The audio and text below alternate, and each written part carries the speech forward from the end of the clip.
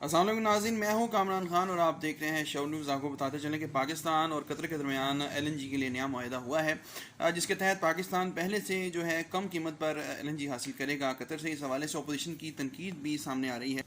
उस तनकीद में ये कहा जा रहा है कि पाकिस्तानी जो हुकूमत है पीटीआई की, उन्होंने कहा था कि लॉन्ग टर्म या तवीलुल मियादी जो इकदाम हैं, जो मुआहदे हैं, वो नहीं किए जाएंगे, लेकिन अब उसी तरीके से तवील मुद्दती जो है मुआहदे किए जा रहे हैं, लॉन्ग टर्म मुआहदे किए जा रहे हैं। इस हवाले से इन्होंने इसमें यू टर्न लिया है।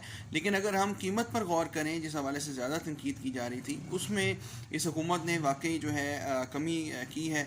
और इस तरह ये समझ आ रही है बात कि क्यों जो है ये तनकीद हो रही थी, लेकिन इसको यू टर्न भी कहा जा रहा है। और इस हवाले से अब देखते हैं कि जो मीशत है उसमें क्या फ़ायदा होता है और मीशत किस तरीके से इस अपहोल्ड करती है, इससे ऊपर आती है एलएनजी की कम कीमतों से। क्या आम आवाम को फ़ायदा होता है कि नहीं, ये कुछ दिनों में बात क्लियर हो जाएगी।